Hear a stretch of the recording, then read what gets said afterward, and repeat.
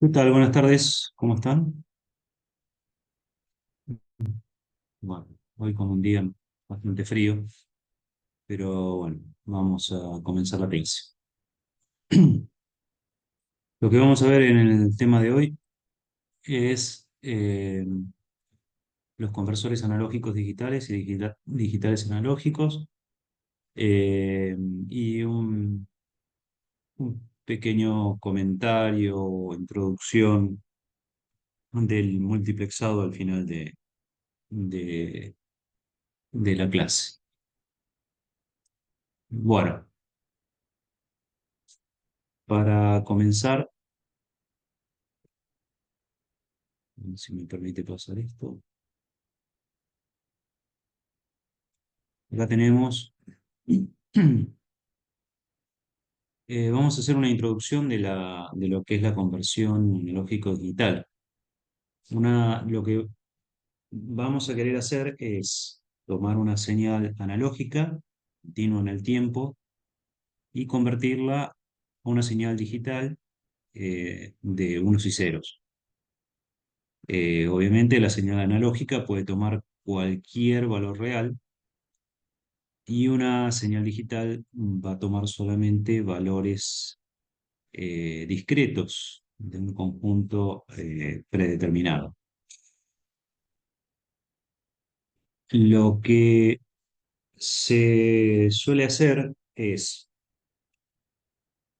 comenzar, comenzar eh, con un transductor, que es el que va a capturar la variable física que se desea medir en cualquier punto de la planta industrial. Ese transductor lo que va a hacer es generar una señal que no siempre es del valor o de la amplitud adecuada como para procesarlo. Por lo tanto, lo que se requiere es un acondicionamiento de esa señal. A continuación, hay que eh, realizar un proceso de muestreo y de guarda o de sostenimiento de ese valor muestreado. Y luego sí ingresar al bloque de conversión analógico-digital para finalmente tenerlo disponible en formato digital. Esa salida digital se va a transmitir a través de algún medio físico o incluso a través de algún vínculo a larga distancia, ¿sí?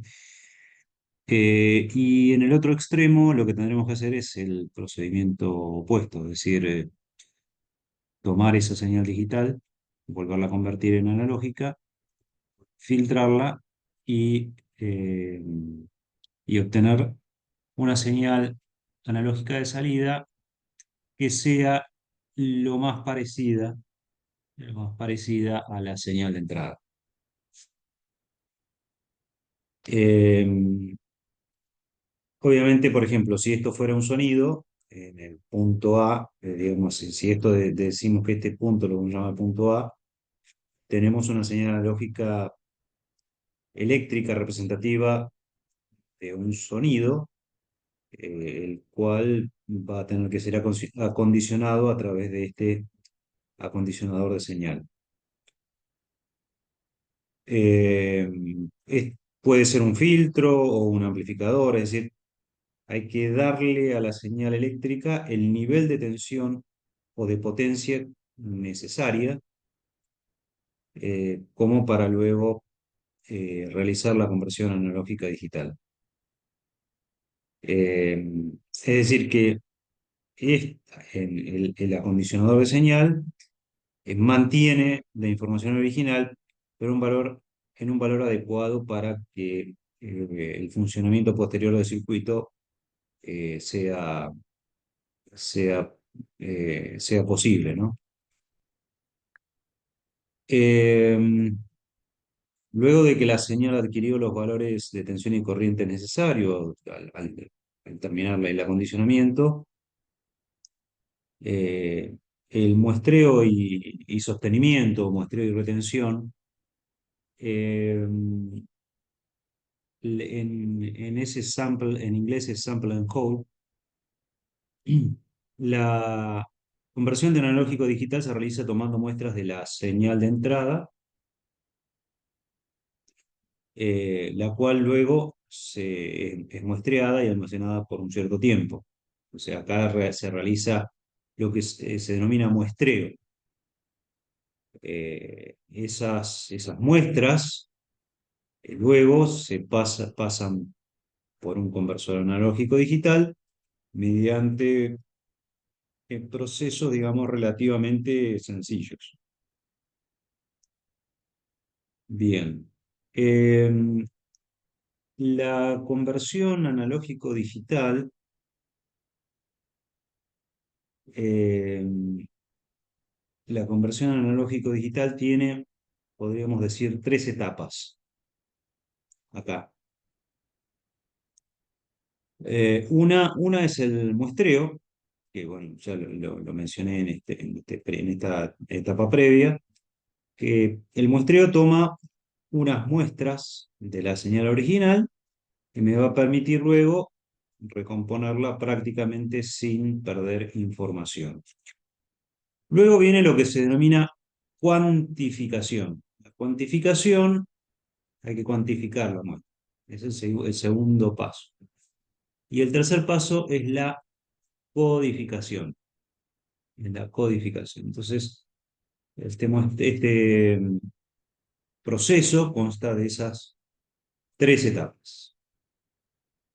Eh, Cuando hablamos del muestreo, lo que es importante es ver que tomando solo algunas muestras de la señal analógica, luego podré reconvertir o regenerar la señal analógica original a partir de esas muestras.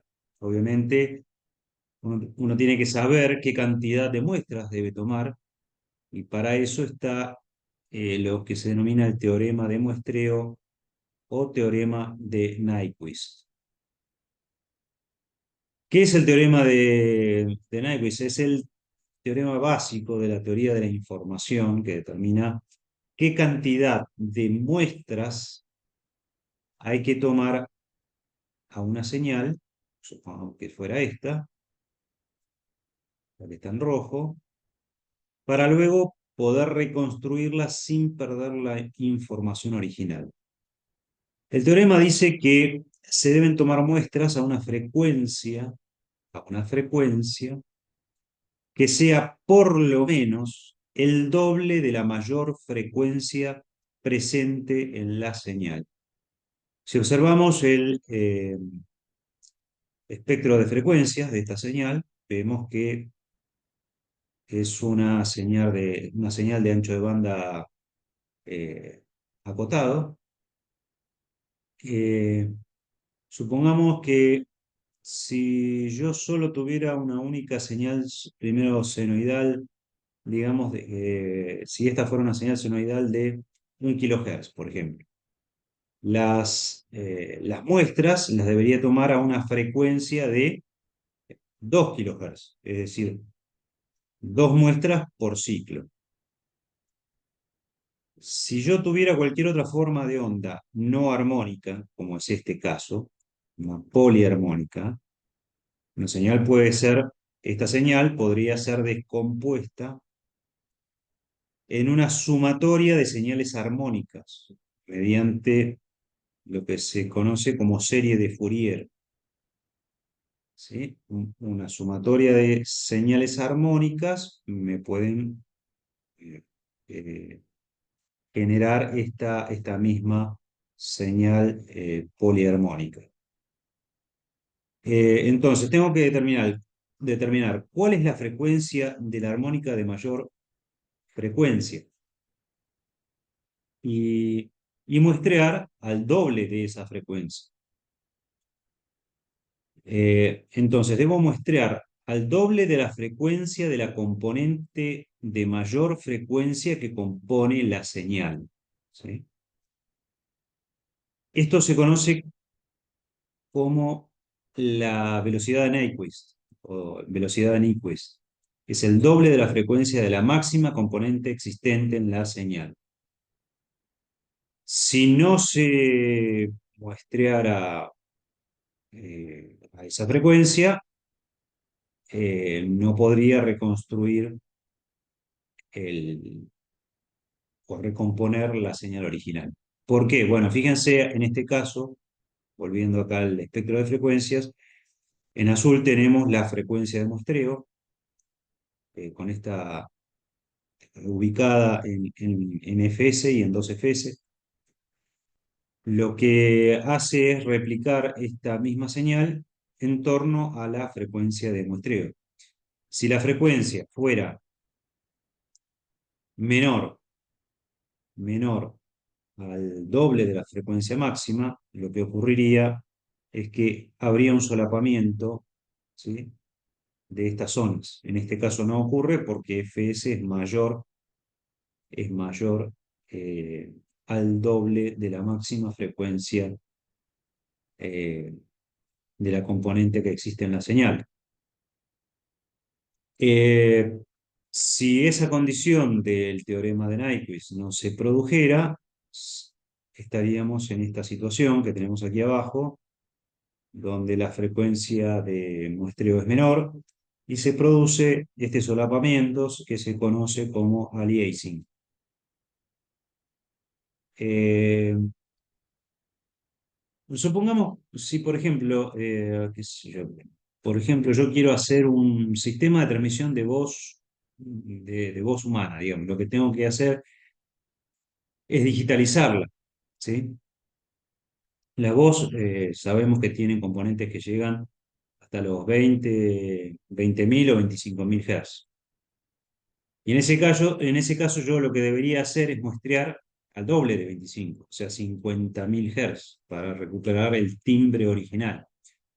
Pero como en comunicaciones digitales solo quiero recuperar el contenido de la señal y no el timbre muchas veces con recuperar la información y no el timbre suficientes, entonces yo podría filtrar la señal y sacarle componentes de las frecuencias para recuperar solo el contenido del mensaje y no el timbre de la voz. Entonces me interesa que solo se entienda lo que estoy transmitiendo sin importarme el timbre de la voz.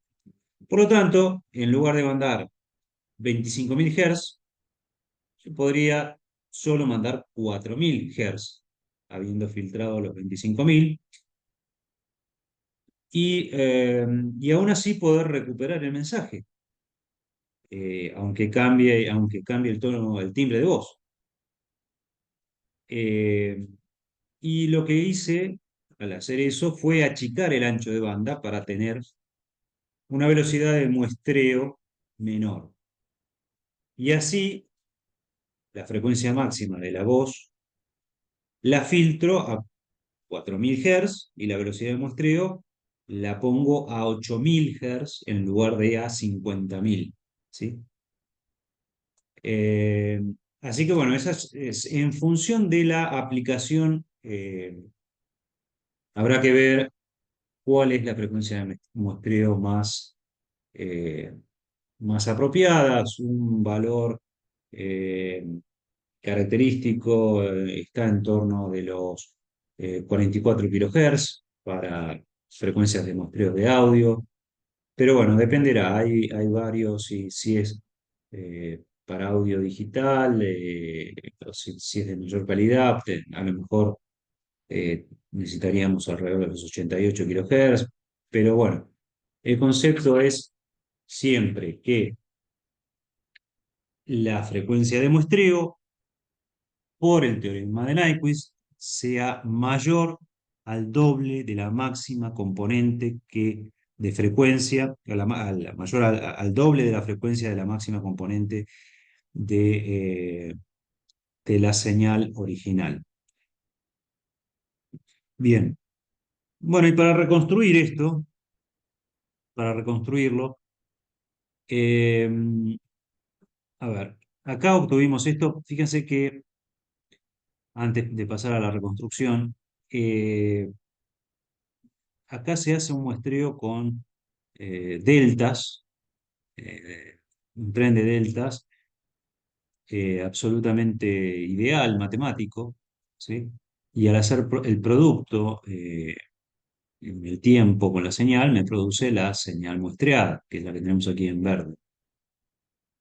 En el dominio de la frecuencia, estas deltas pasan a ser deltas con esta separación de Fs y 2Fs, etcétera.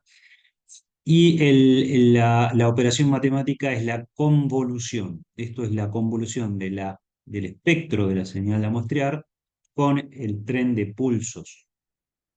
Eso me da como resultado la señal, el espectro de la señal muestreada. Si yo quisiera reconstruir ahora, lo que tenemos es la señal original en verde.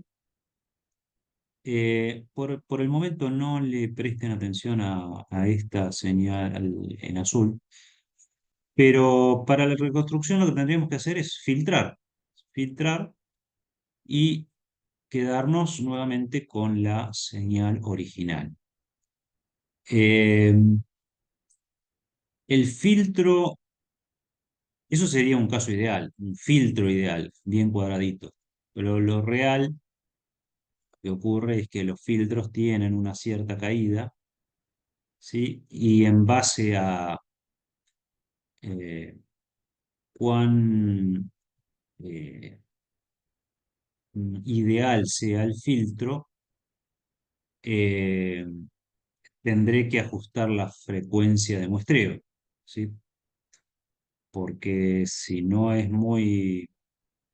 eh, si no tiene una pendiente lo suficientemente abrupta, puede ser que me quede corto con la frecuencia de muestreo y necesite una frecuencia más alta.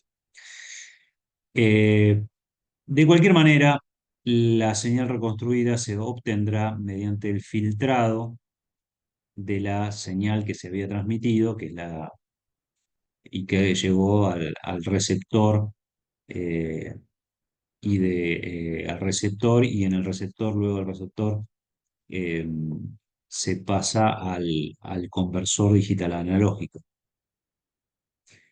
El conversor digital analógico ideal también debería ser eh, o debería estar formado por deltas con las muestras de la señal. Eh, lo real es que en realidad estas deltas no son tales, ¿sí? Sino que son pulsos cuadraditos, y lo que se hace es la señal, se toma el valor de la señal y se mantiene. Es decir, se toma el nivel y mantiene el cuadradito, el valor, el pulsito, ¿sí? Entonces llega la segunda muestra, tengo el otro pulsito y mantiene, y así sucesivamente con todas las muestras. El problema es que esto, ya el espectro ya no es, eh, digamos, igual al espectro en frecuencia de un tren de deltas, sino que hay que hacer en frecuencia la convolución entre el espectro de la señal muestreada y el espectro en frecuencias de un pulso. El espectro en frecuencia de un pulso es esto, justamente lo que tienen acá, que es lo que se llama una señal sync.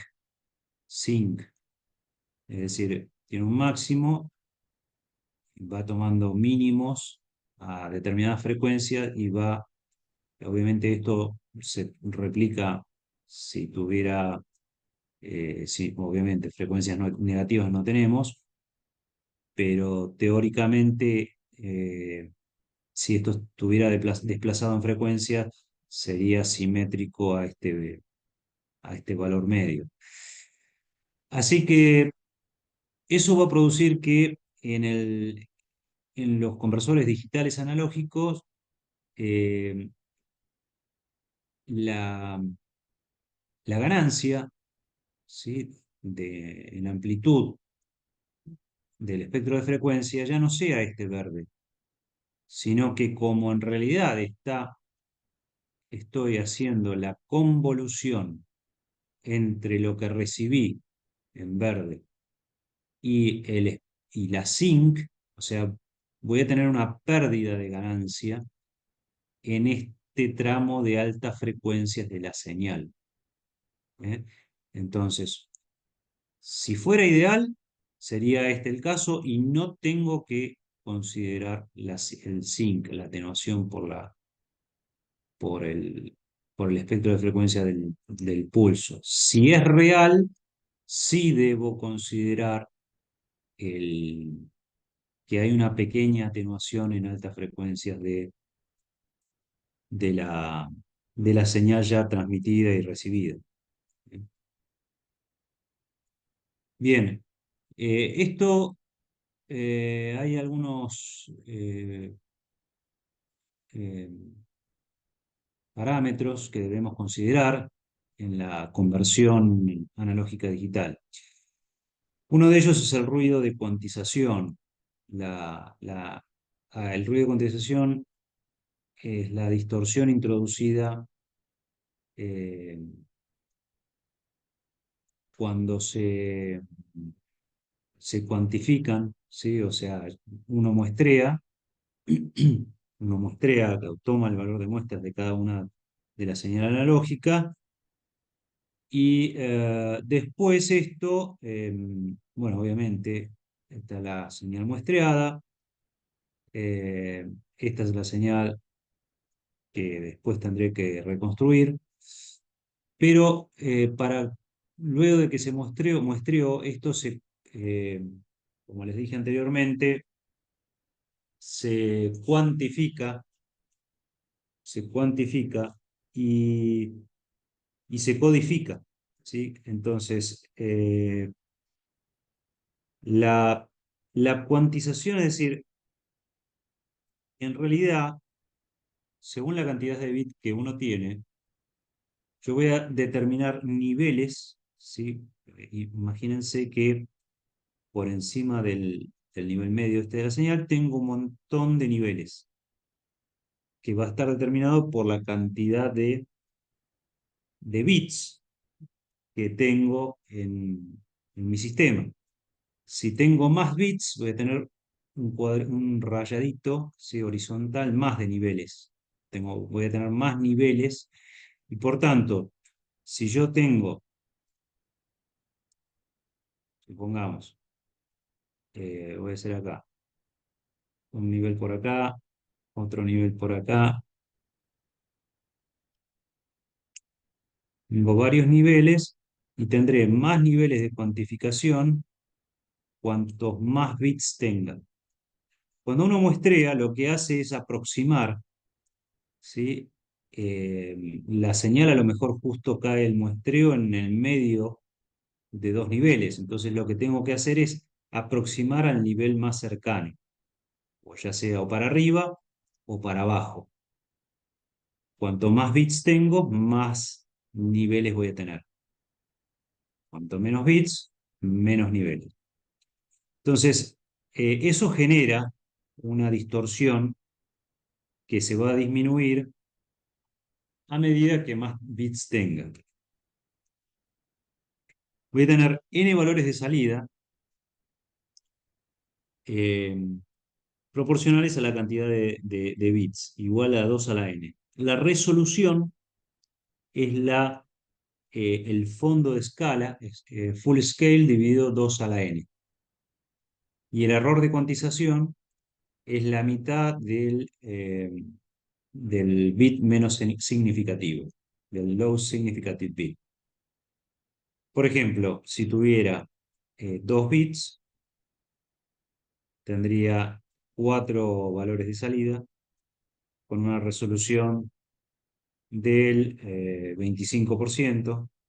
Si tuviera eh, 14 4 bits, tendré una resolución del 6% y así sucesivamente. Fíjense que hoy día los sistemas digitales eh, rondan sistemas de 24 bits, digamos, que son 16 millones más o menos de niveles, los cuales más que suficiente para un audio de muy, muy alta calidad. ¿Sí? Pero eso nos da justamente una resolución del 0,000, tengo 5 ceros, 6 de resolución, o sea, 0,06 partes por millón. Bien, las ventajas de tener la señal digital es que puede replicarse sin pérdida de calidad en, en CDs, en repetidores, etcétera. Pueden detectarse y corregirse errores con mayor facilidad. Se puede procesar fácilmente en forma digital para compresión de datos en los MP3, en imágenes, etcétera. Y la desventaja es que requiere conversores analógicos digitales y digitales analógicos. E introduce lo que ya les comenté, errores de cuantización.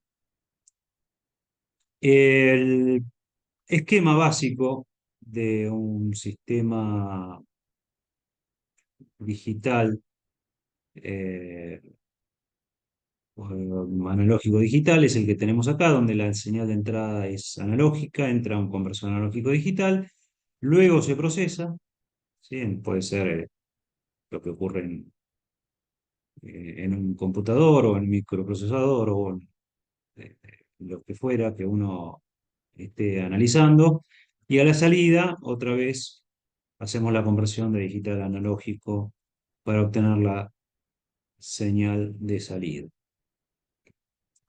La atención, obviamente todos, ya ahora yendo a lo que es el conversor analógico o un conversor analógico digital, un conversor analógico digital va a tomar una tensión de referencia que le indica la proporción entre la señal de entrada y la eh, tensión de referencia. La señal de salida va a ser la tensión de entrada dividido el valor de referencia. Y fíjense que lo que teníamos acá, bueno, tendremos a la salida del conversor analógico digital eh, un código binario, o sea que ya habiendo hecho lo que se denomina la codificación, es decir, después de tomar las muestras del muestreo, a cada nivel de muestra le estoy asignando un código, ¿sí? Un código representativo de cada uno de esos niveles. Y esta sería la entrada, ¿sí? O sea, sería el full scale, o sea, el máximo de amplitud de la señal, supongamos que fuera una señal de entrada, puede ser triangular, analógica, senoidal, cuadrada, lo que fuera. Eh, bueno, acá lo que vamos a tener es, si por aproximación se va a ir, si está, esto es lo que yo les comentaba, el nivel es el 0,001. Si el, el valor a muestrear está eh, por encima del 50% de, del primer escalón, va a adoptar el valor 0,01. Si está eh, por debajo o por encima de la mitad del, del segundo escalón, o sea, entre 0,01 y 0,10, si está por debajo de esa mitad, también va a caer en el primer nivel. Y así sucesivamente con todos los escalones. Errores de conversión. Estos ya no son de cuantificación, como vemos, o de cuantización, sino que son de conversión. Puede haber errores lineales que se pueden corregir mediante ajustes sencillos, o sea, por el corrimiento de la señal de referencia. Eh, es un error de ganancia, ¿sí? Donde tengo para valores bajos de la señal de entrada eh, menor error que para valores altos. Errores no lineales que son difíciles de corregir. eh, para valores bajos y altos tengo un menor error que en los niveles medios, o incluso que los niveles de cuantización no fueran parejos. Bien. La, para poder, para poder muestrear, yo lo que tengo que hacer primero es acondicionar la señal de entrada. La señal debe aprovechar todo el rango de entrada del conversor analógico digital. Es lo que vimos en las primeras diapositivas como el acondicionamiento, ¿sí? El bloquecito de acondicionamiento. Se aprovecha mejor la resolución. Yo lo que quiero es aprovechar mejor la resolución del conversor y minimizar el efecto de de los errores de conversión. Por ejemplo, si se tiene una señal analógica en el rango de -10 a 10 volts y un conversor con un rango de 0 a 5 volts, yo lo que tengo que hacer es este rango de -10 a 10, correrlo, adecuarlo al rango de 0 a 5, para que me entre en lo que me admite el conversor en su entrada. Acá tenemos el rango de entrada y lo que estoy haciendo, esto lo voy a ir dividiendo por 4, lo dividiré por 4, le sumo una referencia de 2,5 hasta que esto entre en este rango.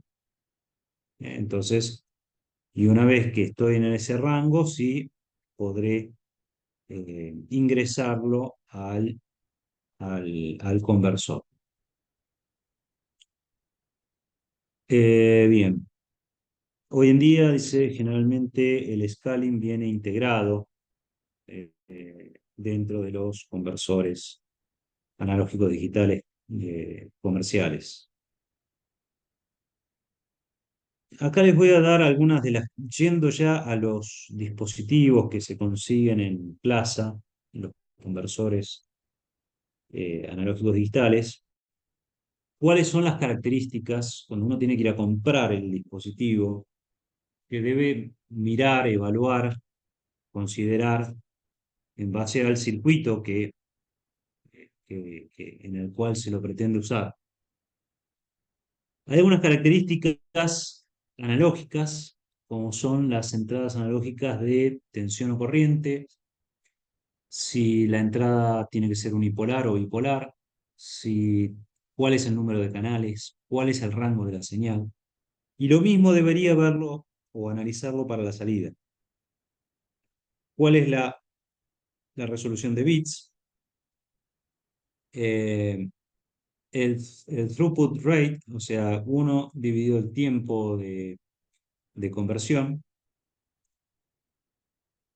La salida, si la salida es paralelo serie, si la tensión de salida es de 5 volts, de 3,3 volts, ¿qué tensión de salida me da ese conversor? Esas serían las principales características. Y después otros detalles adicionales a tener en cuenta serían la tensión de alimentación, el consumo de potencia, la tensión de referencia interna o externa, el reloj de conversión interno o si es interno o si es externo, el valor, el error de offset, el error de ganancia, la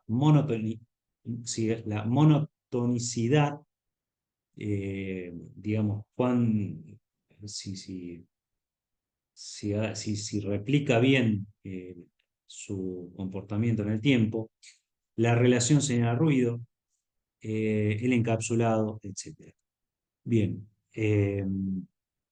fíjense que acá les doy una tabla en la cual justamente se analizan todos esos parámetros. O sea, el fabricante, o en manuales de selección de componentes, uno va a ver, o en los catálogos, ¿sí? Los componentes con esas características que uno debe analizar, a ver cuál de todas ellas es la que se ajusta a las necesidades del circuito que estamos, con el que estamos trabajando.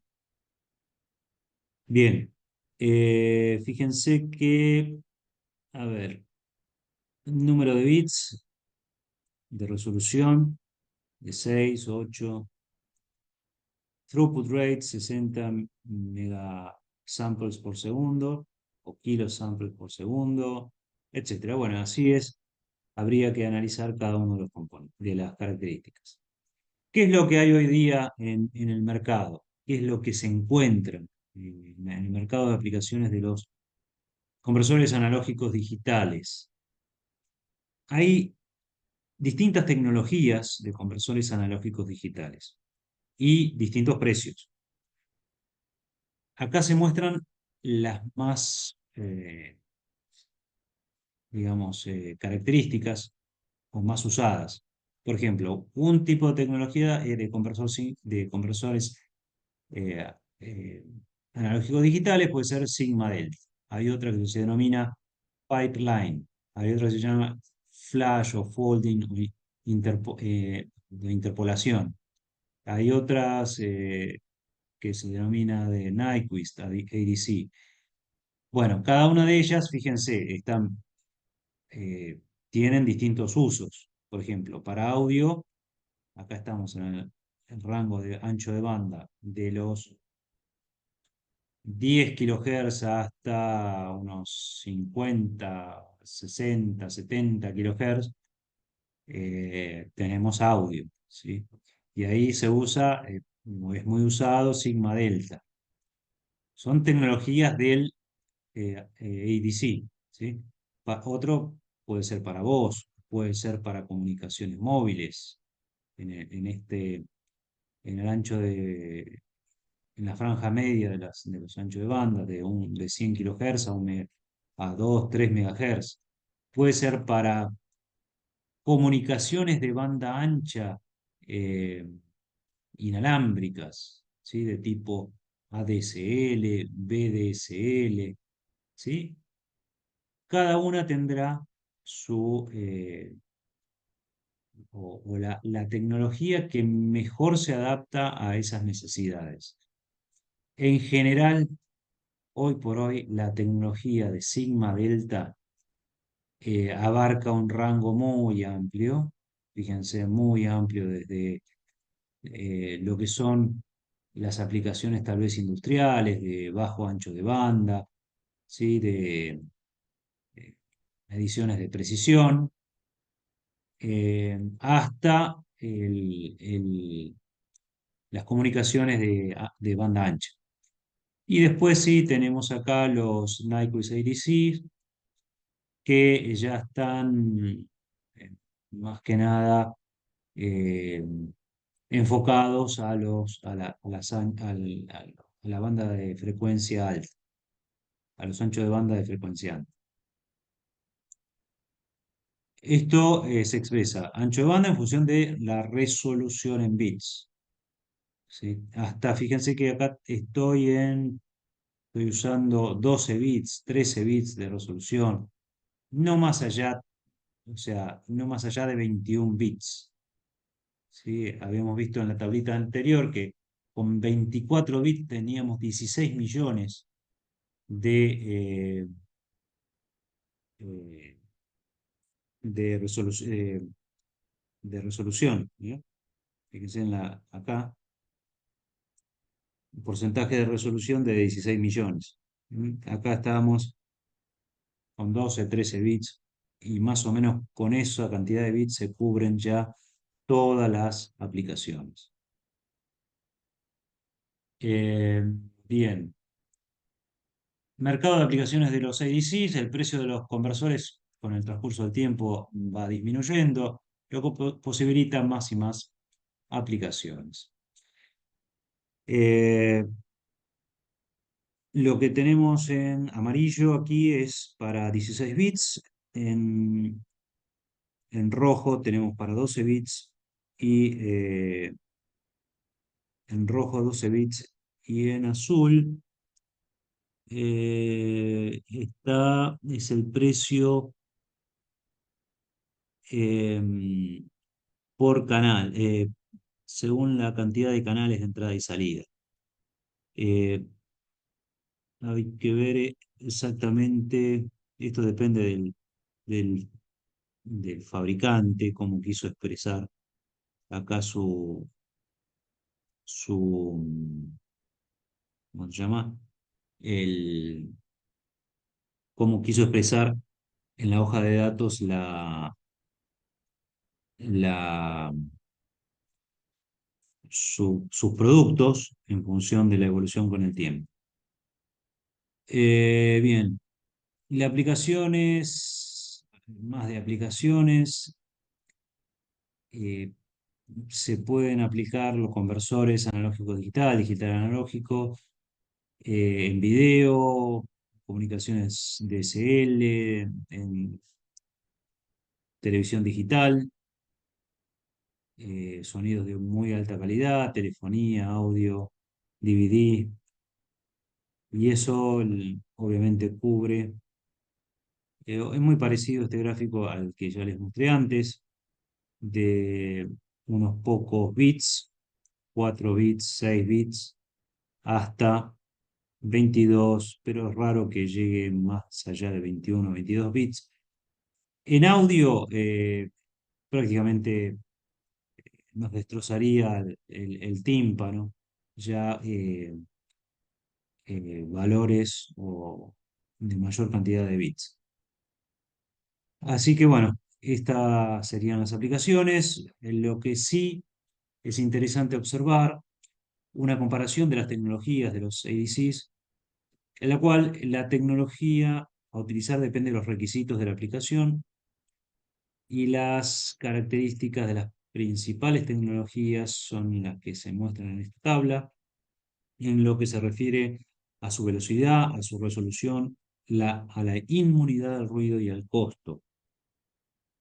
Lo que veremos a continuación son estas tecnologías, un poquito más detalladas algunas que otras, eh, pero es importante que sepan eh, cuáles son las que más se usan y qué es lo que se puede conseguir en el mercado.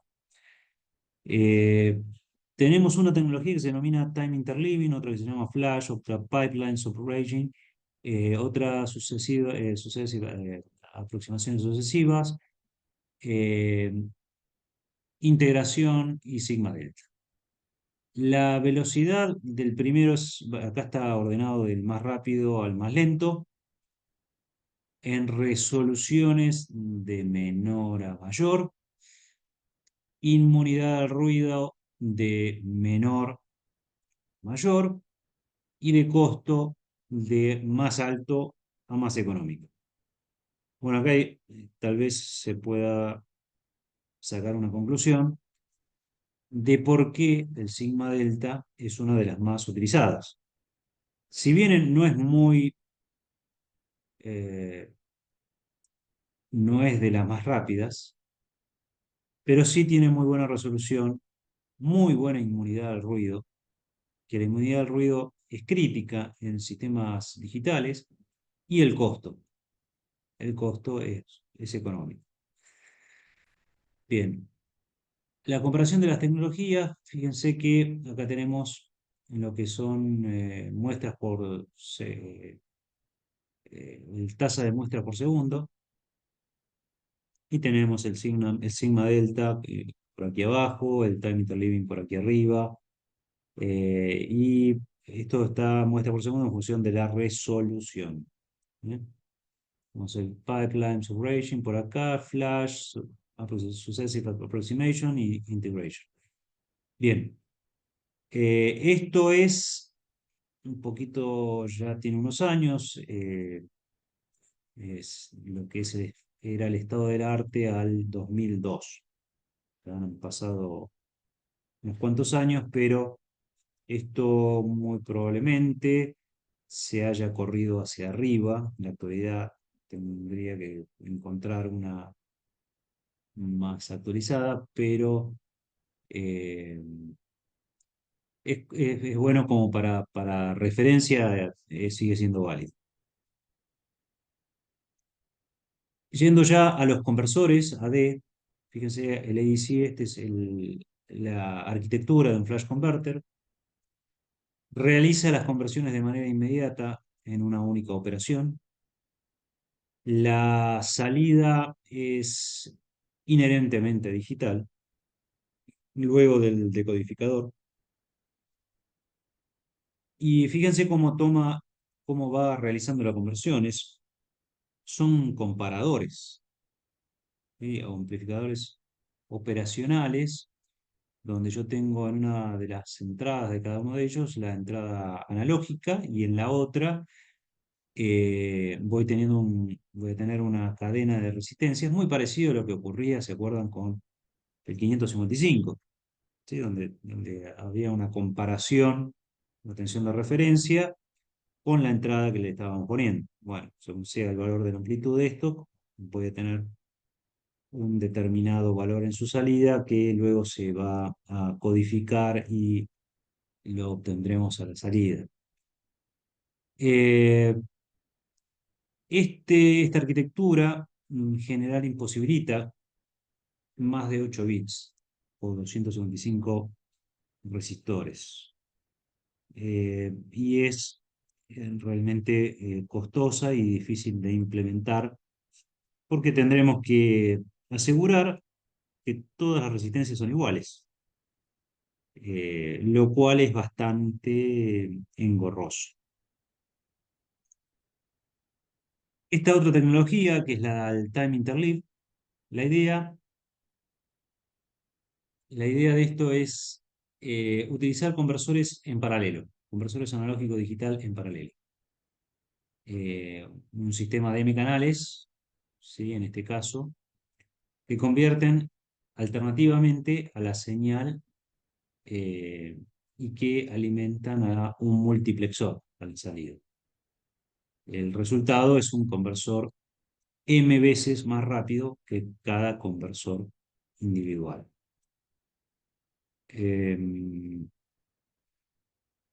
Bien, ¿qué más tenemos? Déjenme ver un segundito. El... Bien, bueno,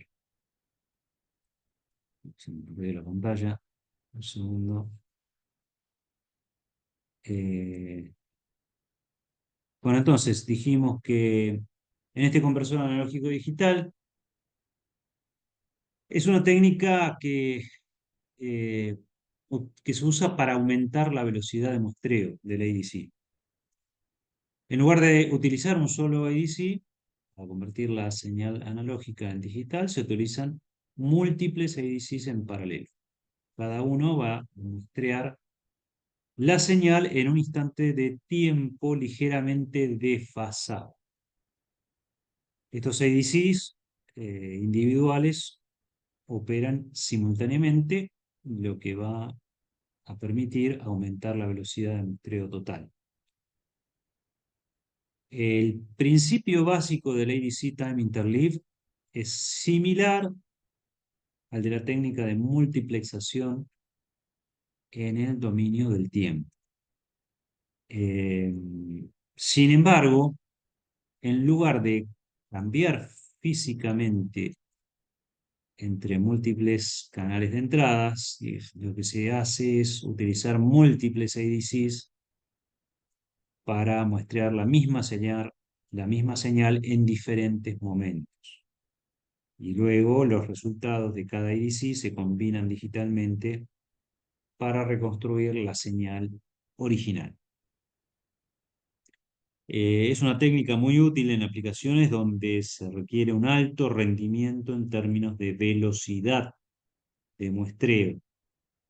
Cuando yo requiero un buen rendimiento de velocidad de muestreo, como en sistemas de comunicaciones de alta velocidad o en equipos de instrumentación de alta precisión, se utiliza esta técnica. Sin embargo, eh, puede haber algunos problemitas, como la necesidad de sincronización precisa que requieren cada IDC individual y la posible introducción de errores debido a los desajustes en los ADCs o a la variación en las características de la señal a lo largo del tiempo. Bien, entonces, otro sistema o técnica de ADCs es el de aproximaciones sucesivas. Aproximaciones sucesivas es el que tenemos acá. Es apto para aplicaciones de baja resolución y velocidad. Y el bajo costo posibilita integrarlos en microcontroladores económicos. Bueno, ¿en qué consiste esto? Fíjense que yo acá tengo una entrada analógica que entra a un comparador. Ese comparador va a un bloque que se denomina de aproximaciones sucesivas. Aproximaciones sucesivas. Que va a ir incrementándose. Esto, imagínense en primera instancia que esto fuera, en lugar de un bloque de aproximaciones sucesivas, hay o conversores que acá suelen poner un contador, simplemente un contador. Si esto fuese un contador y tuviese el clock a la entrada, lo que va haciendo es ir contando por, con cada llegada de pulso de reloj. Y acá esta sería la salida. Si yo tendría la salida de la cuenta, eh, la tendría aquí arriba del bloquecito este por debajo del DAC. Entonces, el, para, em, para este caso, fíjense que es un conversor analógico digital, pero que en su interior tiene un conversor digital analógico. ¿Sí? Entonces, si esto, voy a ir un pasito más atrás. Si esto, como les dije antes, fuese el conversor, un contador, acá tendría la salida del contador. Y a la salida, acá tendría un valor digital, un valor digital. Y si esto es un conversor digital analógico, acá arriba del DAC tendría una tensión de salida analógica que se compara con la señal de entrada que yo estoy queriendo convertir de analógica a digital. ¿Sí? Entonces, eh, el valor analógico de entrada es este nivel. Es este nivel. Si esto fuera un contador, yo lo que tendría es acá una escalerita. ¿Sí? Contaría de esta manera. Contaría. A mí no me está saliendo muy pareja, pero bueno, contaría de esta manera. ¿Sí? Esto sería eh, el nivel, todavía no tomen en consideración todavía esta curva celeste, ahora vamos a llegar a eso. Entonces, este es el nivel de entrada, nivel de la muestra de la señal analógica. Si el punto, voy a llamar a este punto punto A y a este lo voy a llamar punto B. Si, si A es mayor que B, la salida C, si A es mayor que B, la salida C va a ser cero en caso que yo acá tenga un contador. ¿Eh? Cuando la escalerita supera el nivel de la muestra, se detiene la cuenta del contador y a la salida del contador queda almacenado el último valor digital representativo del valor de la entrada analógica. Y luego eso otra vez volvería, es decir, perdón, quedaría almacenado el último valor. Luego de la salida, lo que haría, o sea, en ese caso se podría pasar a un monoestable para resetear el contador y empezar una cuenta para comparar con una nueva muestra. ¿Sí? En definitiva, eh, sería un circuito sencillo, pero tiene este circuito, sí, vuelvo a repetir, todavía no llegué acá a la explicación del bloque de aproximaciones sucesivas. Si fuera un contador sería bastante sencillo, pero tiene el problema que es, en ese caso tendría el tiempo de conversión.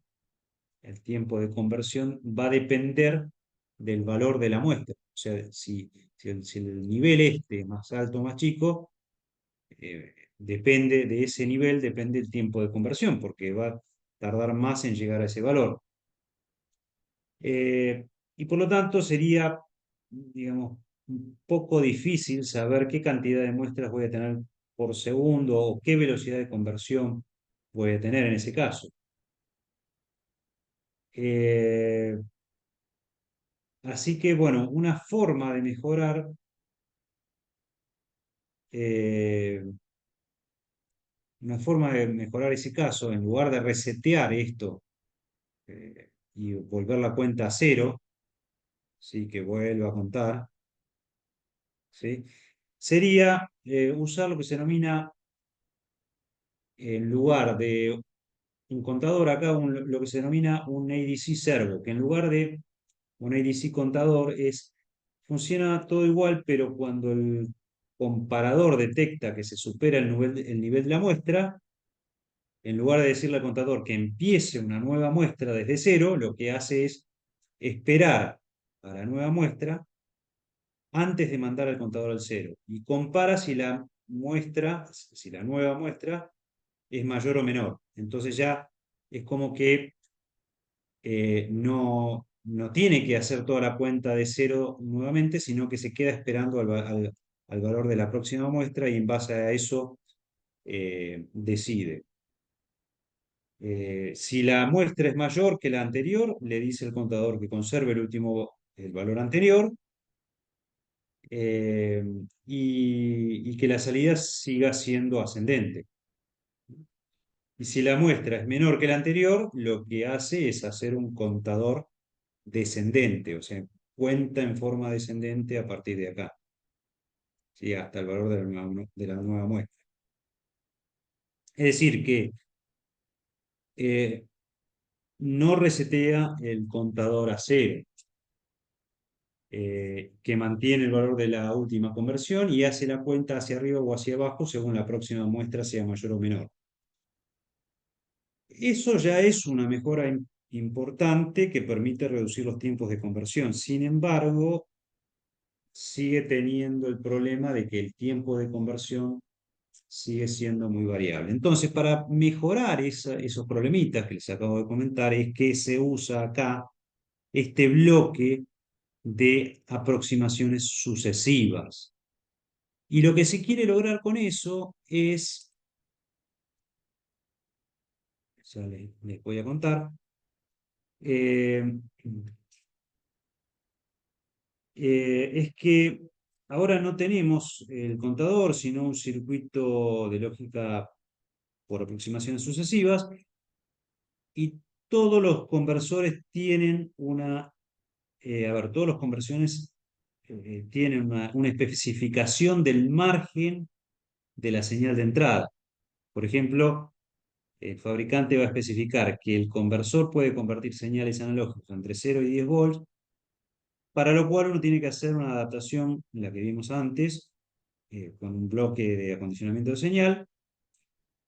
Y si la señal original, supongamos que va entre 0 y 20 volts, tendré que atenuarla, por ejemplo, para que la DC, si es que es de 0 a 5 volts, o si es que la DC es de 0 a 10 volts.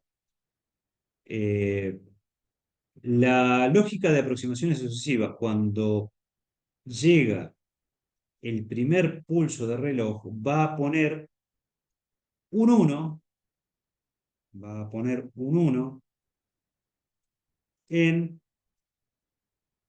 el bit más significativo, del bit más significativo de la palabra digital que tengo acá a la entrada del DAC.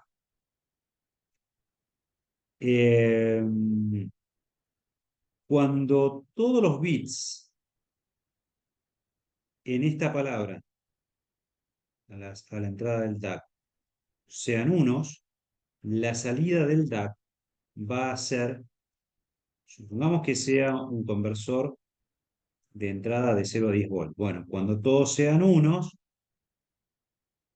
el valor de la tensión en la salida del DAC va a ser de 10 volts, es el máximo.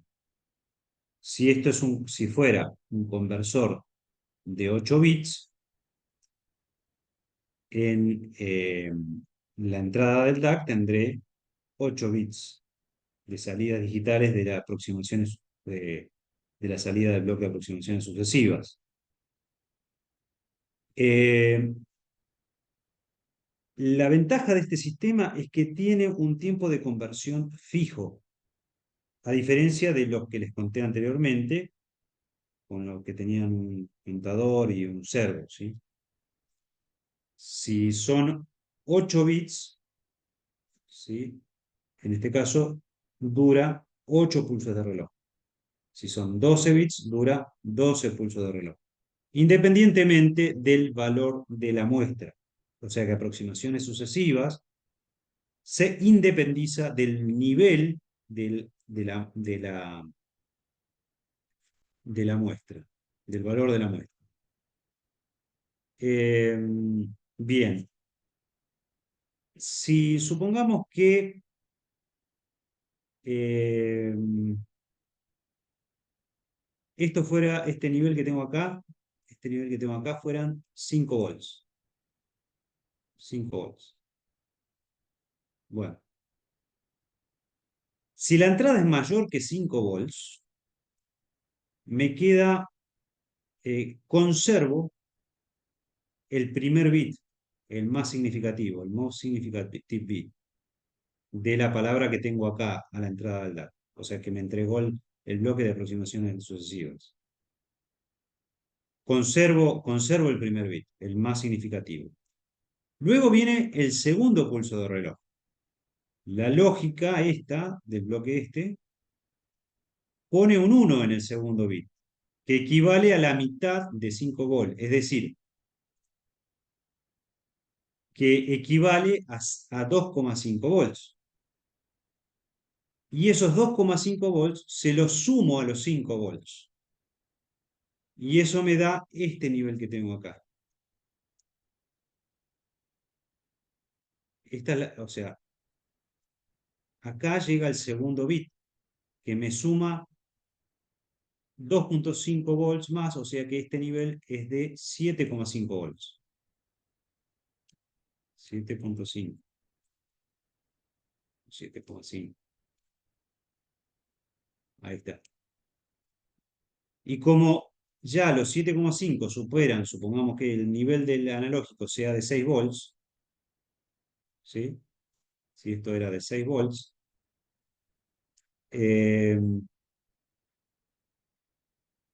el segundo bit no toma en cuenta ese valor, es decir, que no mantiene el valor 1 del segundo bit, sino que lo deja en cero. Y así va a ir pasando cada uno de los 8 bits del reloj y así va a ir aproximándose al valor general de la muestra, generando por cada bit, o sea, el siguiente va a ser la mitad, ¿sí? Entonces, generando por cada bit una tensión cada vez menor. Entonces, de esa manera se va aproximando, pero va a tener, bueno, en este caso tengo 1, 2, 3, 4, 5, 6, bueno, 7 y 8 acá se pierden ya. ¿Sí? Puede ser 6 bits. 1, 3, 4, 5, 6. En este caso se ven 6 bits ahí. Pero cada uno va a ir sumando la mitad del valor, sumando o restando la mitad del valor del anterior. Bien. De esa manera trabaja el sistema de aproximaciones sucesivas. Yo voy a poder ir mejorando la definición, es decir, podré ir bajando el ruido de cuantificación aproximándome al valor final cuanto más bits tenga el conversor. Porque acá dijimos esto, bueno, si son 6 bits tendré una determinada definición, ¿sí? O error de cuantificación. Si pongo más bits, esto va a ir mejorando aún más, se va a aproximar más al nivel de la señal analógica de entrada. Voy a mejorar la definición a costa de un circuito, obviamente cada vez más complejo y con un mayor tiempo de conversión, porque necesito más bits, ¿sí? Necesito más bits a lo largo del tiempo. Así tendré de mejor definición, con más lentitud, en función de la definición y del tiempo de conversión, voy a elegir el conversor digital que me convenga.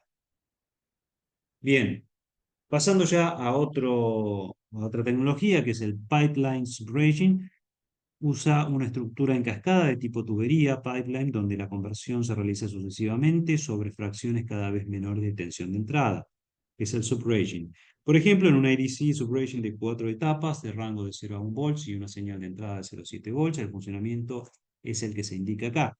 Es muy sencillo, tienen que seguir nada más que la condición que impone este código de programa.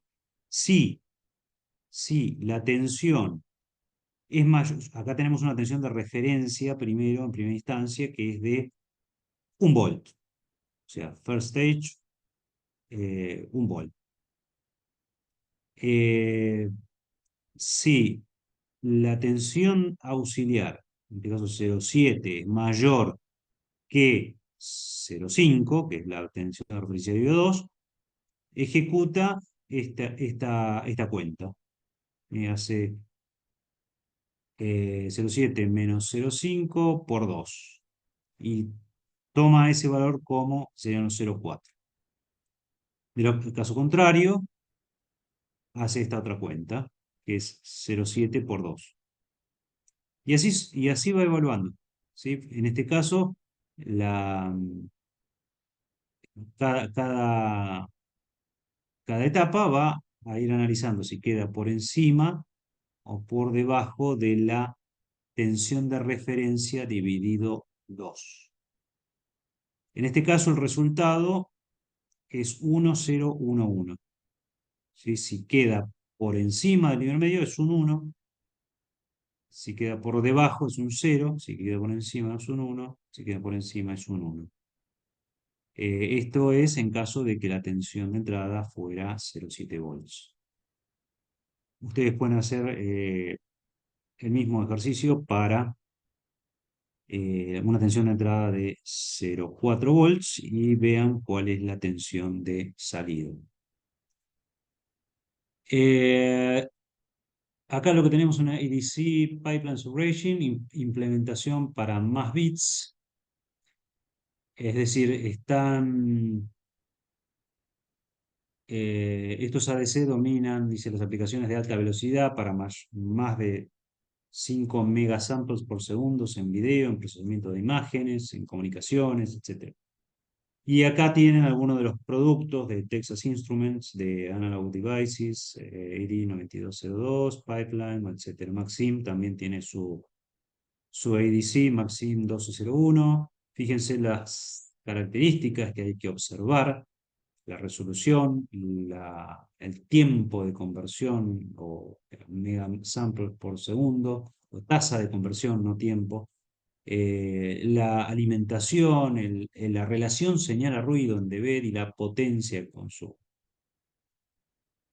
Bien. Otro ADC es el de integración o de rampa. La señal de entrada se integra por un tiempo T. Este es el conversor.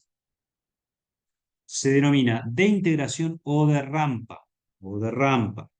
De las dos formas se la puede encontrar en la bibliografía. La señal de entrada dice se integra por un tiempo T que se controla con los valores de R y C, que es un integrador de entrada.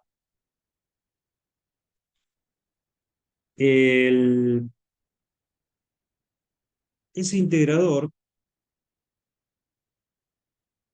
eh, me determina la pendiente que depende del valor de la entrada analógica, porque depende del valor de la entrada y del valor de RC. Eh, si esta llave de entrada eh, la llave va a estar en una posición durante un tiempo fijo, determinado por el reloj. Es decir, fíjense que el tiempo está controlado por una señal de reloj de entrada, que también controla el contador. El contador, eh, que es el que va a terminar dando la señal de salida. Eh, la muestra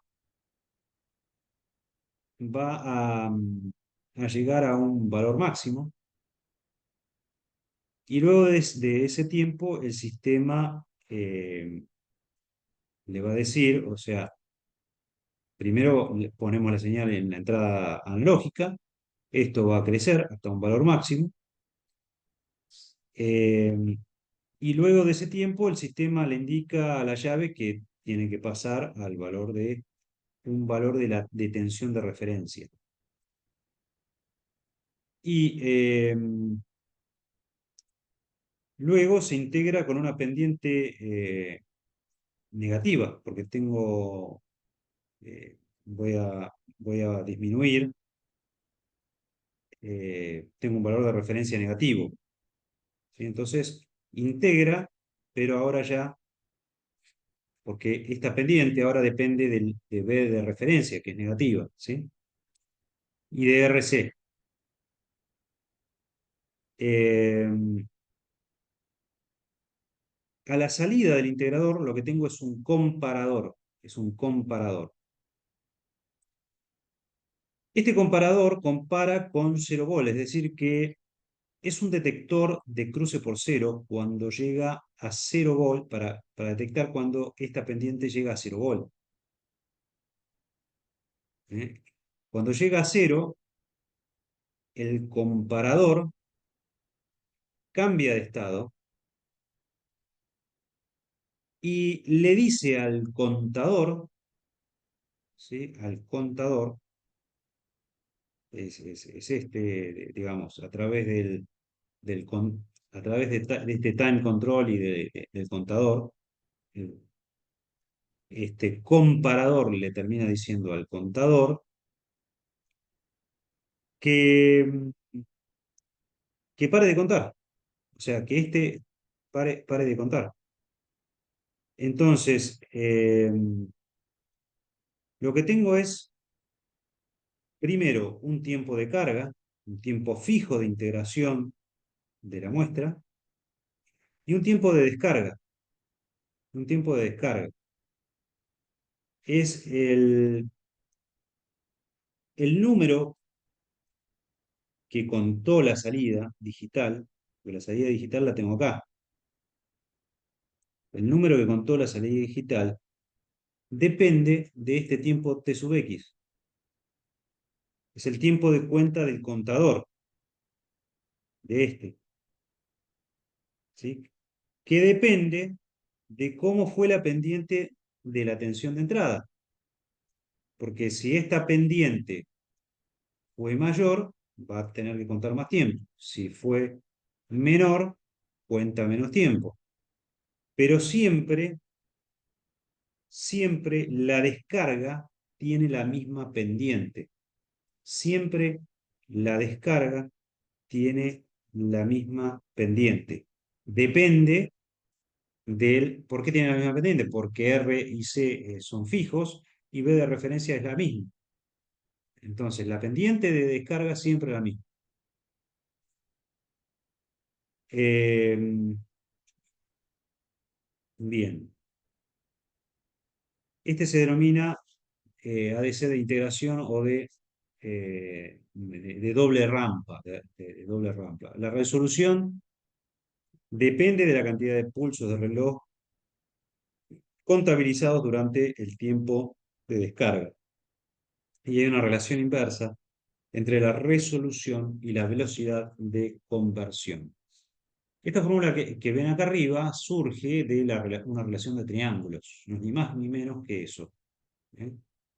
Es tensión de entrada, es a T sub X, como B de referencia es a T. Bien. La otra tecnología que tenemos es la del conversor sigma delta. El conversor sigma delta es el más utilizado y está compuesto por un modulador sigma delta y por un bloque de filtrado y de decimación, o un decimador, o decimator en inglés. ¿Sí? Fíjense que acá el lazo cerrado fuerza a que el valor medio de B, que es en este punto, sea igual a la tensión de entrada.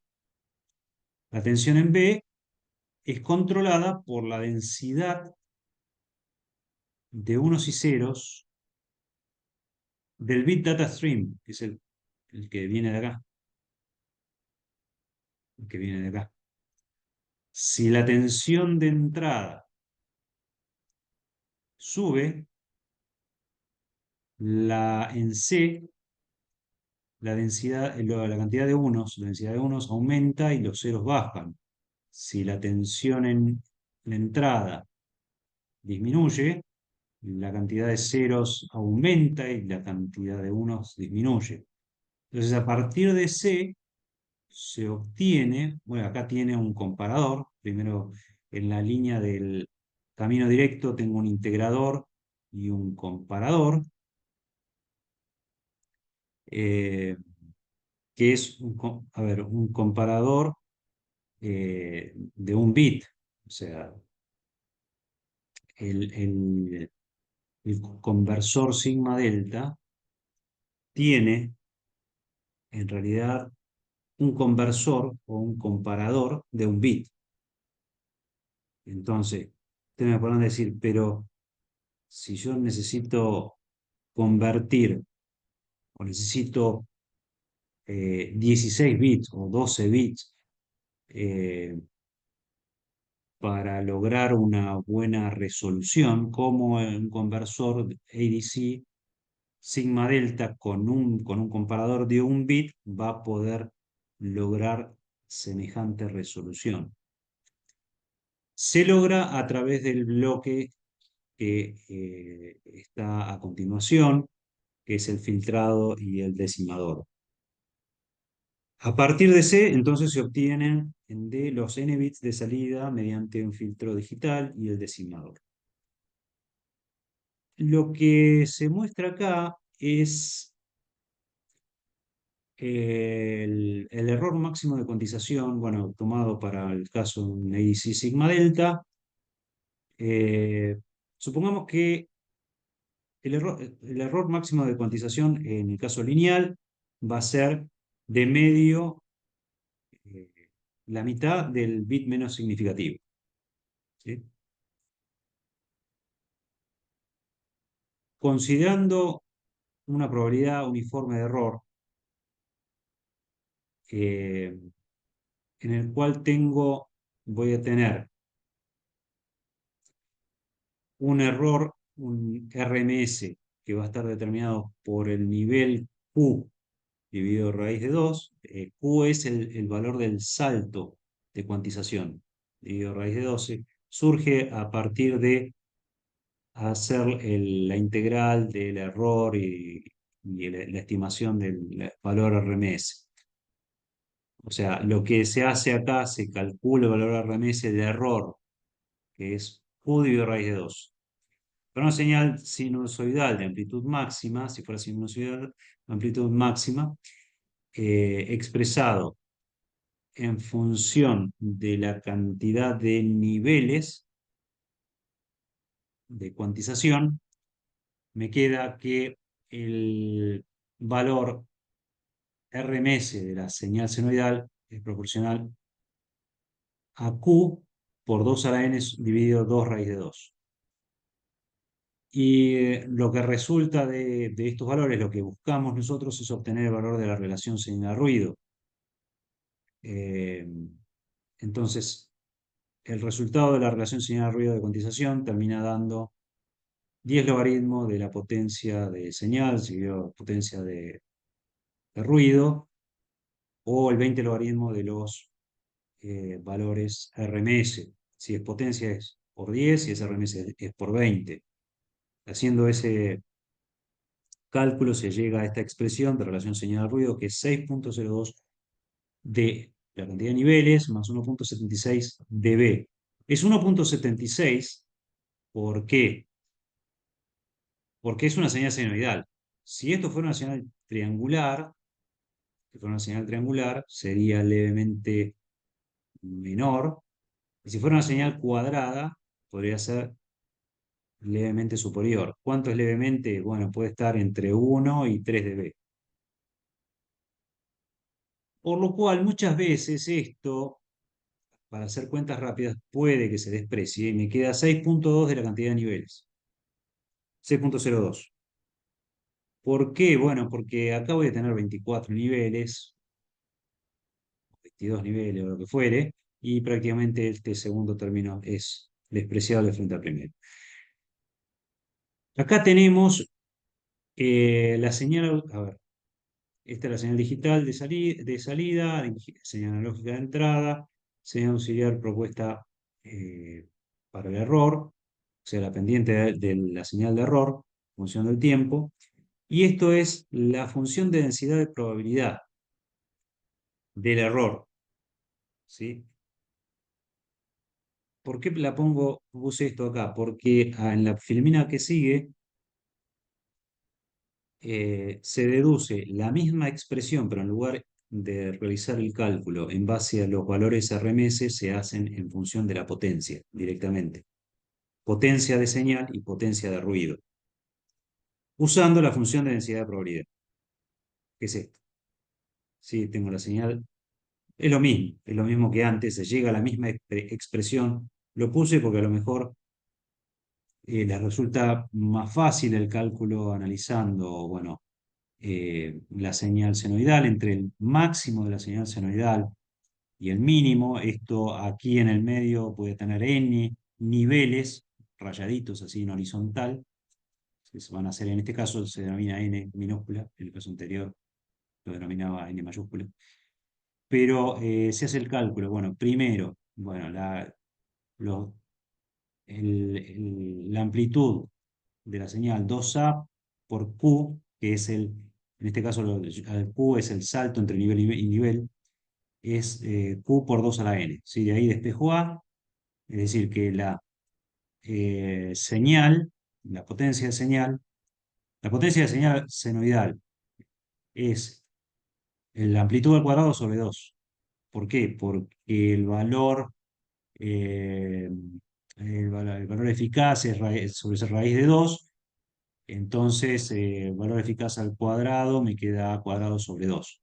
¿Sí? Entonces, me queda a cuadrado sobre 2, reemplazo a por el valor este, y ya tengo la potencia de señal. Fíjense que acá maneja potencia de señal, y en el caso anterior, en la deducción, manejaba valor RMS de la señal. Después terminaba siendo el 20 logaritmo de los cocientes de los RMS, y en este caso terminamos haciendo el 10 logaritmo obviamente, del cociente de esto, dividido la potencia de ruido, que nos termina dando el cociente de relación señal a ruido a 3 por 2 a la 2n-1. La potencia de ruido, ¿cómo se calcula la potencia de ruido? Es n, la integral de nx cuadrado de ruido, por la función de densidad de probabilidad, que es esta. La función de densidad de probabilidad que tenemos ahí, que vale, es mucho más fácil. ¿Cuánto vale? Es decir, 1 sobre q. Es decir, yo tengo, si estoy por acá digamos, si tengo la misma probabilidad, este nivel, digamos el nivel q,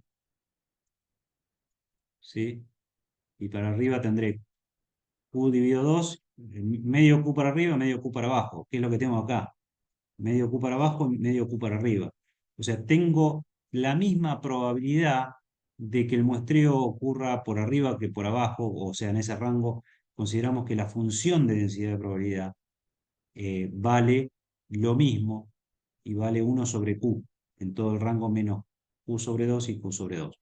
Por lo tanto, eh, teniendo la función de densidad de probabilidad es directo, porque la potencia de señal es proporcional a la función de densidad de probabilidad. En este caso, haciendo esa integral, nos queda q al cuadrado dividido 12. Si esto lo divido por el valor este, o sea, q cuadrado por 2 a la 2n menos 3 dividido esto, me termina dando 3 por 2 a la 2n menos 1. Haciendo la relación, obtenemos la misma expresión que en el caso anterior. Fíjense que, otra vez, cantidad de bits utilizados en sistemas de audio, sistemas de conversión analógico-digital, algo extremo son 24 bits. Pero digo extremo, porque ya a los 130 el tímpano colapsa, ¿sí? Con 130 de relación señal a ruido.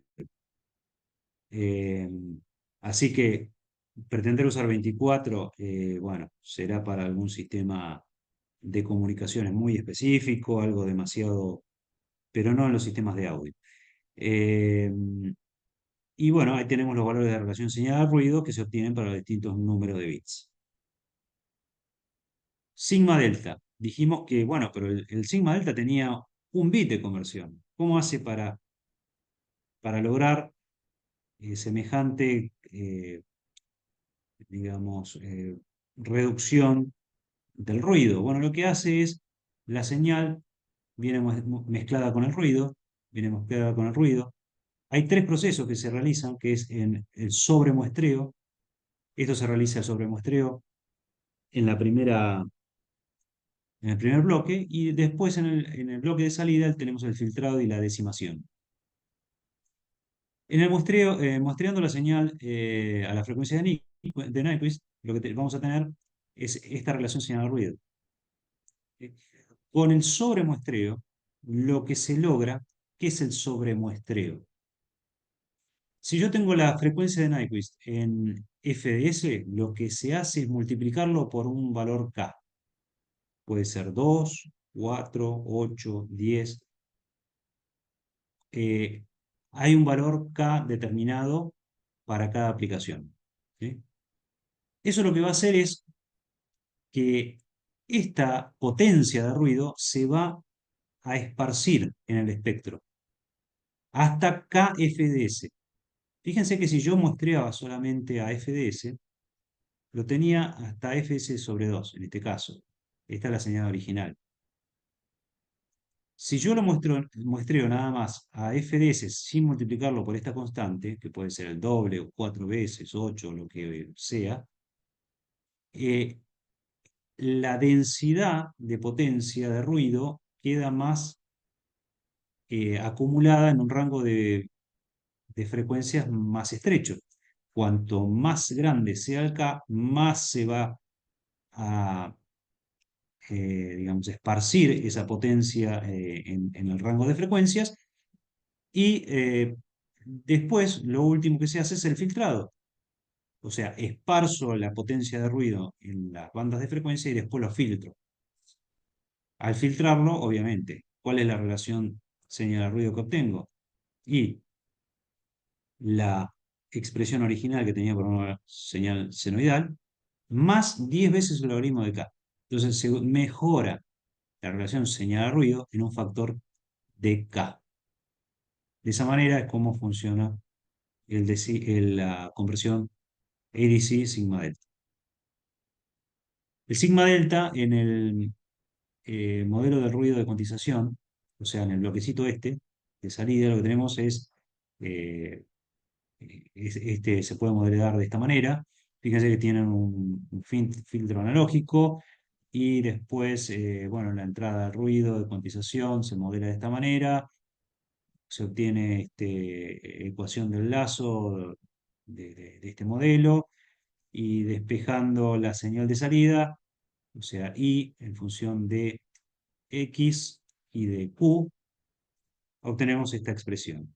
Si la frecuencia es pequeña, X, la salida se va a aproximar a X. Es decir, lo que hice es, eh, nos está diciendo que incluso a frecuencias bajas, Y se va a aproximar a la señal original. Y al subir la frecuencia, la señal se va a aproximar a Q, que es el ruido de cuantización. Obviamente esto lo que se busca es que reducir notablemente el ruido de cuantización. Entonces, ventajas y desventajas del ADC Sigma, Sigma Delta, la mayor parte del sistema es digital, tengo posibilidad de alta integración con los microcontroladores, los 10, los DSP, etcétera, o cualquier otro dispositivo digital. No existen derivas térmicas ni temporales, relativamente económico, una alta tasa de sobremuestreo, y la baja precisión de la conversión analógica implica que no se requieren circuitos externos de sample and hold. Acuérdense que habíamos arrancado al principio con un circuito de sample and hold. Bueno, esto no requieren circuitos externos de sample and hold. No se requieren filtros de anti-aliasing, ¿sí? Tipos pasabajos. El filtro digital permite obtener excelente figura de ruido, minimización del ruido en puntos críticos, por ejemplo 50 a 60 Hz. El nivel de ruido es independiente de la amplitud de la señal. Eso es importantísimo, importantísimo. El nivel de ruido es independiente de la amplitud de la señal. Y es un diseño inherentemente monotónico y lineal, el ideal para lazos cerrados de control. Eh, Desventajas. La limitación en la velocidad de conversión debido a la necesidad de sobremuestreo. Problemas en sistemas multiplexados debido a la latencia del filtro digital, es decir, la demora del filtro digital. Sin embargo, en estos casos, la solución más económica y conveniente es colocar un circuito integrado con varios sigma deltas incorporados. Bien, ahora nos queda el paso opuesto, o sea, o el procedimiento opuesto. Ya obtuve la señal digital, ahora debo obtener la señal analógica. Un ADC convierte una señal digital en señal analógica. Perdón, un DAC. Eh, por lo tanto, acá es el proceso opuesto, ¿no? Tengo la señal digital, eh, analog to digital conversion, analog to digital conversion. eh, tengo el sistema digital, tengo el sistema digital y luego necesitaré nuevamente el digital to analog conversion. Ahora la salida va a ser el valor analógico y la entrada va a ser el código de entrada digital. ¿Eh?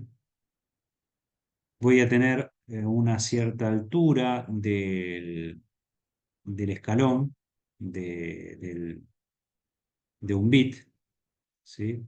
Una altura de salida de ese escalón de bit. El resultado es una aproximación con escalones. ¿Sí? Voy a ir aproximando con escalones a la señal de salida. Las características de los DAC, así como les mencioné anteriormente para los ADCs, es para las salidas hay que tener en cuenta la resolución, el update rate, el número de canales, el tipo de interfaz. Para las salidas la tensión o corriente, que sea unipolar o bipolar, el rango de señal, setting time y los detalles adicionales que puedan eh, agregarse en los catálogos de partes. Un conversor digital analógico, el más sencillo, el más sencillito, es este que vemos acá.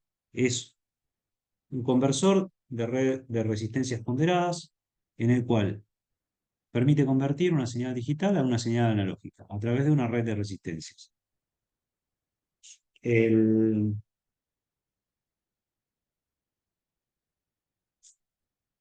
este conversor o convertidor, eh, yo lo que puedo tener, eh, toma la corriente de cada una de estas entradas y la transforma en un valor de tensión. ¿Sí? Esto que tenemos acá, este amplificador operacional, no es ni más ni menos que un conversor de corriente a tensión. Un conversor de corriente a tensión. Yo acá, en este punto, a no ser por esta resistencia, pero en principio tendría, si el potencial, considerando lo ideal, el potencial de la pata negativa igual al de la pata positiva, tendría un potencial, una tierra virtual si la R4 no estuviera. La red de resistencias ponderadas genera, eh, tiene como entrada, mejor dicho, una palabra digital de n bits. Cada resistencia va a ir tomando el doble del valor de la resistencia anterior. Y de esa manera, si yo tuviera llavecitas acá a la entrada, ¿sí? Que ahora no cierra, que me permitan entrar o no al bit, eh, las corrientes que circularían por cada una de estas ramas serían eh, I, I sobre 2, I sobre 4 y así sucesivamente. Porque esta valdría R, la de abajo 2R, la de abajo 4R, la siguiente 8R, es decir. Entonces las corrientes irían disminuyéndose en cada una de estas ramas. Lo que voy a tener también, lo que suele haber en estos casos, para que pueda circular esa corriente, acá no está representado en este caso, pero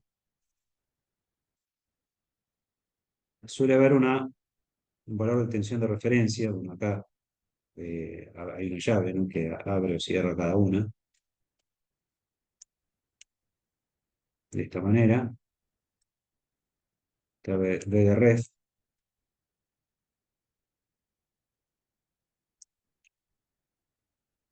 Eh, esa tensión, yo necesito que esa tensión de referencia sea muy estable. Y a partir de esa tensión de referencia vamos a tener que ir teniendo por cada rama el valor de corriente distinto.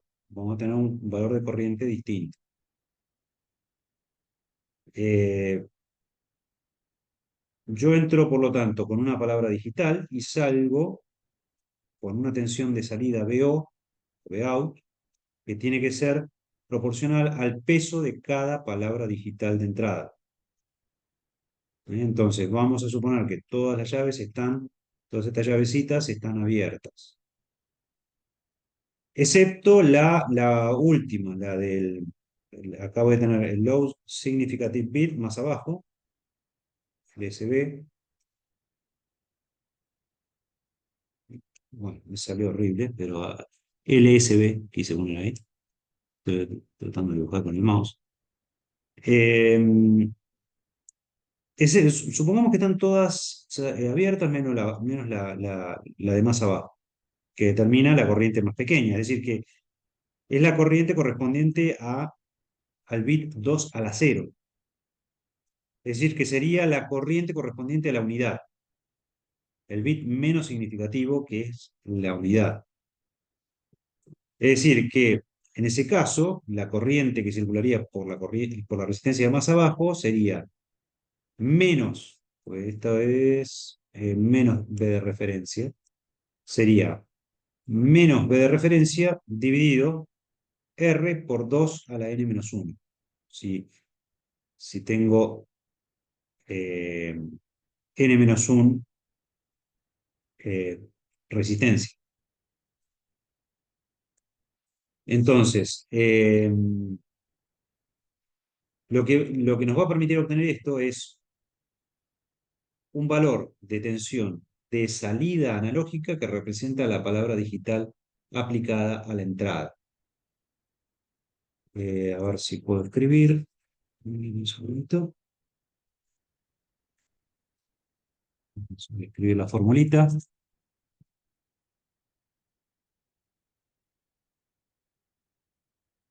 Para representar cuál es la expresión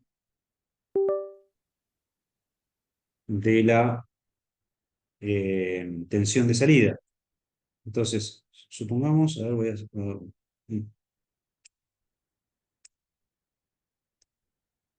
borrar esto. Vamos a poner acá. Eh, bueno, de vuelta. Este va a ser el low significative bit. ¿Sí? Entonces, si tenemos B de referencia, esa corriente, y supongamos que tengamos ahí, eh, esto sea R, esto sea dos Rs, y así sucesivamente hasta 2 n-1 R. ¿Sí? Entonces, la corriente por la de más abajo sería eh, I igual a menos B de referencia dividido R por 2 a la n-1. ¿Sí?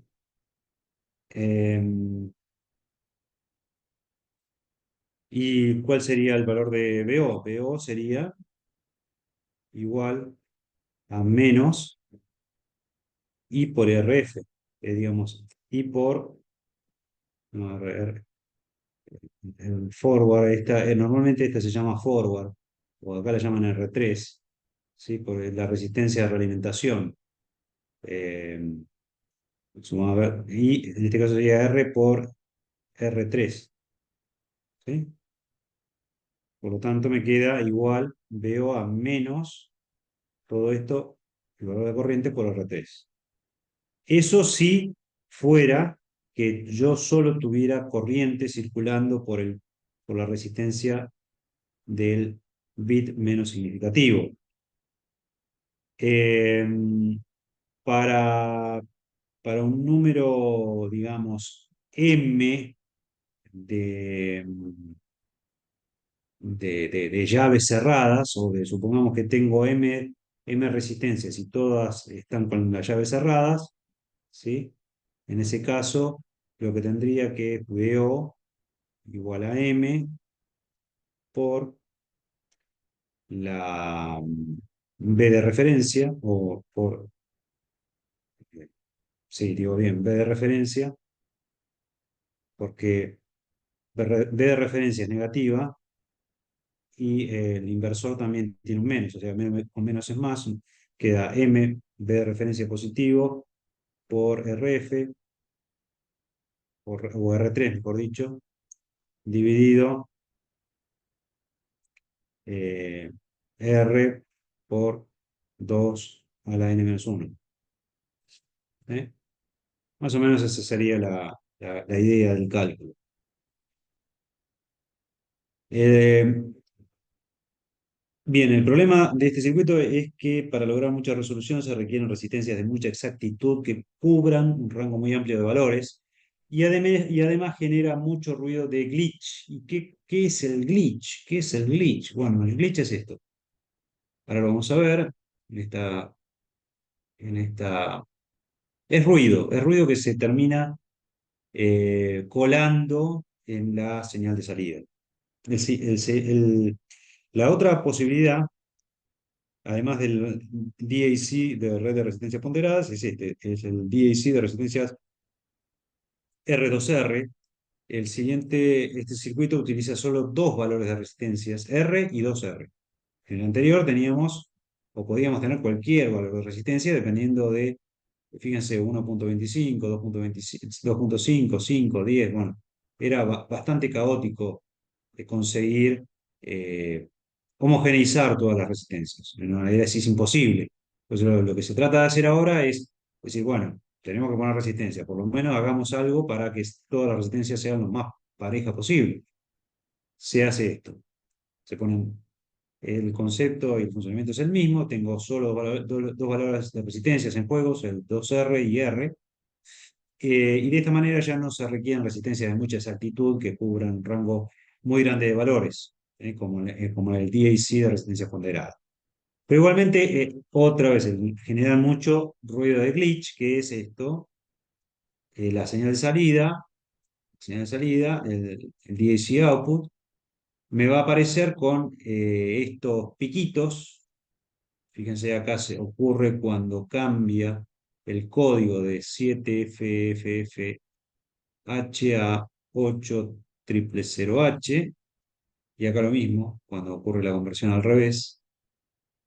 Y bueno, eso realmente no se, es difícil de limpiar con esta topología. Tenemos otra tecnología o topología que es el DAC Kelvin Divider o Fully Decoder DACs, los DACs, o String DACs o Thermo más elemental que no genera glitches es este que se muestra acá. Eh, Consta de, bueno, una arquitectura simple, de una tensión, de la salida es una tensión o corriente, pero varía su impedancia de salida. Eh, Acá tenemos la salida analógica, Acá tenemos también la salida eh, de corriente en una tierra virtual. Pero bueno, dependerá de la, o también del decodificador que tenga asociado. ¿Sí? En este caso es un decodificador de 8, de 3 o 7 de 3, que es el que termina, el que recibe los, la señal digital, o sea, recibe la señal digital a través de un decodificador, la cual después se eh, transmite internamente a un juego de llaves, que es la que termina eh, habilitando el valor de salida. Eh, Sigue habiendo, o sea, tiene muy bajo glitch porque conmuta solo un solo switch a la vez. Eh, pero la dificultad es que se crean, no se pueden eh, crear redes de más de 8 bits, con 255 resistores.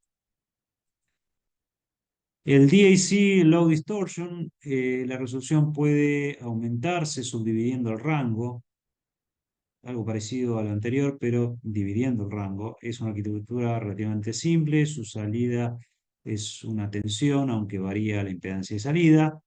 Tiene muy bajo glitch, conmuta un solo switch a la vez, y la dificultad que no se pueden crear redes de más de 225 resistores.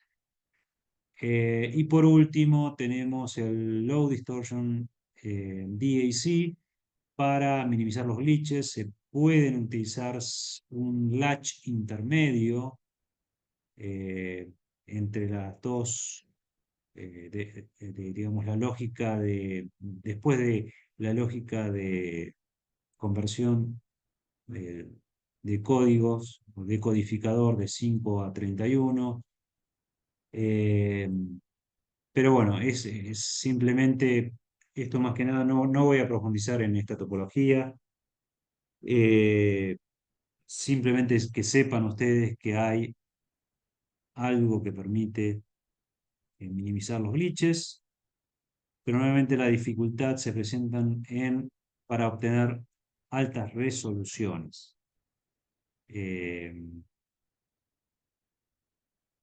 Esta técnica se usa para los bits más significativos de los DACs y mejoran mucho los glitches. Eh, bien, bien. Por último, lo que veremos es el tema del multiplexado. El multiplexado no es más ni menos que un esquema eh, que se usa. ¿Por qué lo quiero mencionar ahora? Porque se usa mucho en los sistemas de adquisición de datos también, antes de la conversión analógico-digital. Estamos trabajando en este caso, pongamos que sea un sistema de control industrial donde uno debe monitorear varias variables y magnitudes físicas a través de distintos transductores, que son los que tenemos acá a la izquierda. En este caso tenemos cuatro. Podremos tener un transductor de temperatura, un transductor de flujo, a ver acá a la entrada. Esto puede ser un transductor A de temperatura, un transductor B de flujo, un transductor C de presión, ¿eh? Un transductor D de humedad, bueno.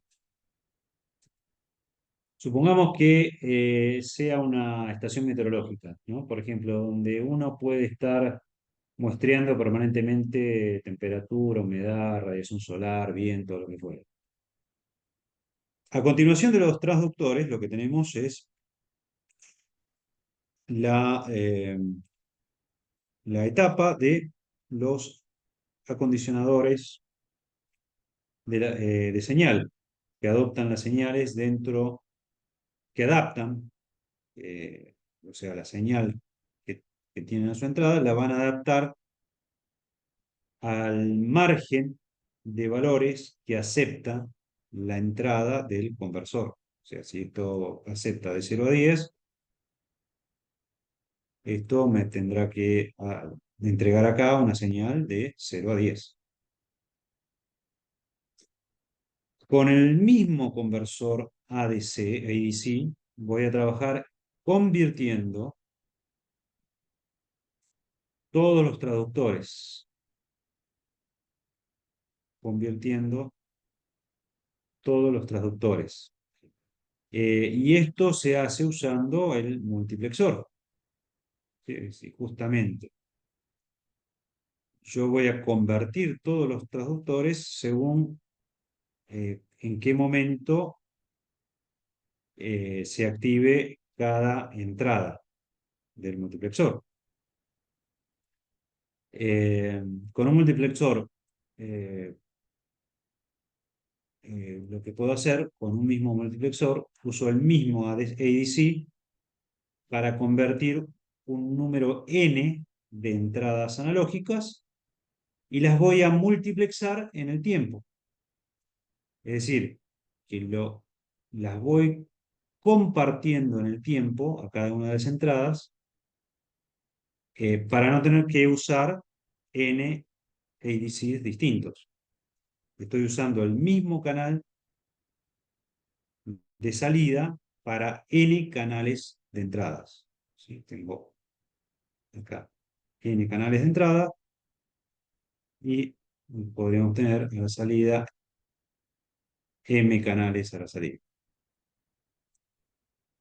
Así que la idea es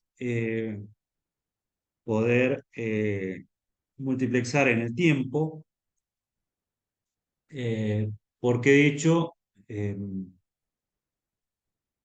las, puede ser que variables como eh, la temperatura o el flujo o algún otro parámetro industrial, bueno, en este caso que yo les mencioné, de una estación meteorológica, bueno, la temperatura sí varía, pero en unos microsegundos o milisegundos no voy a tener una variación térmica significativa que no me permita hacer el multiplexado. Es decir, muestreo a lo mejor un segundo, al otro segundo muestreo la humedad, al otro segundo muestreo la radiación y toda esa información, eh, que son n entradas, me van a dar eh, perdón, acá yo puse m, es una única salida, una única salida m, permítanme rectificarme, acá es una única salida M, pero muestreada, ¿sí? Muestrea, es una salida M, pero muestrea M, eh, o sea, tengo muestras de M transductores. En una única salida tengo muestras, perdón, muestras, tengo M muestras de N transductores.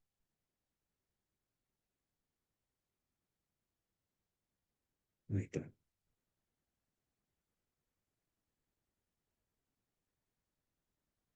Eh, bien, ¿qué más? Bueno, con esto ya más o menos estaríamos terminando. Así que se hizo un poquito largo, pero creo que tienen bastante material para, para analizar y estudiar. Cualquier duda, me contactan, ya tienen mi correo, si no lo vemos en la clase que viene. Gracias por la atención y que tengan buena semana.